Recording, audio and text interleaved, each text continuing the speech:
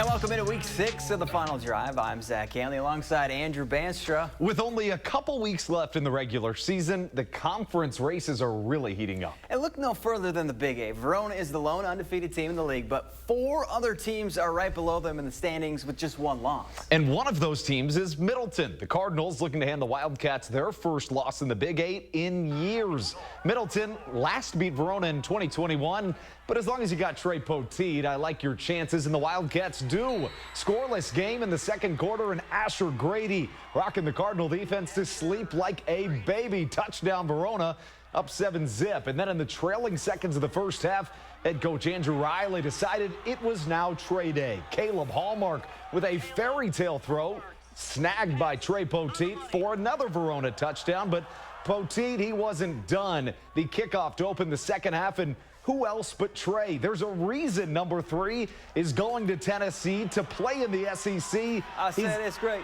to be a Tennessee ball. It sure is, and it's great anytime you are Trey Poteet. He's got speed you can't teach.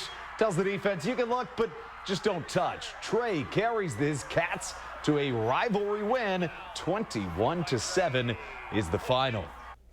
Mount Horeb Barneveld sent a statement to the rest of the Badger Small when they hung 54 points on Stoughton last week in a top 10 matchup. And that well-oiled machine is headed to Sauk Prairie to take on an Eagle squad looking up at the Vikings in those standings. Now, MHB won last year's meeting. The Vikings were in business in the first quarter. Owen Primesberger goes straight up the gut from 6 yards out to put MHB up 6-0.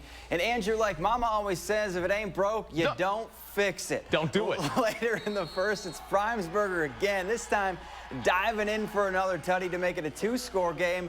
But you know what? The Vikings can sling it too. Brooks Henderson sets his feet and chucks it deep to a streaking Owen Ashleman. Check this out. Whoop! Mount Horeb Barneveld stays perfect with a 30-7 win.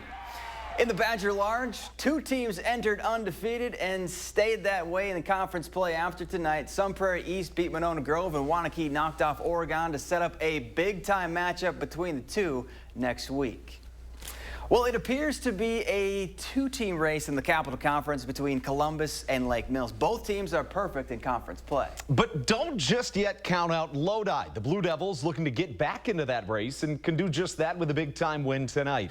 Lake Mills hosting Lodi in that top 10 matchup in Division 4. First quarter in the Elcats, they were locked in. Camden Tandy Habich says, how about you get out of my way? He's in for the score, and Lodi takes the lead.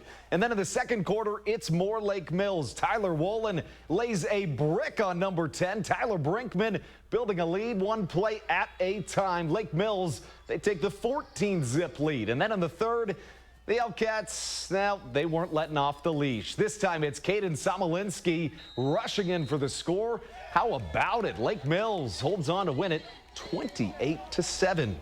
And speaking of the Capital Conference, how about this? Improving to 6-0 is Columbus. The Cardinals with a 42-7 win over Clinton. Columbus next hosts the Elcats next week, which sets up a de facto conference championship game in week 7.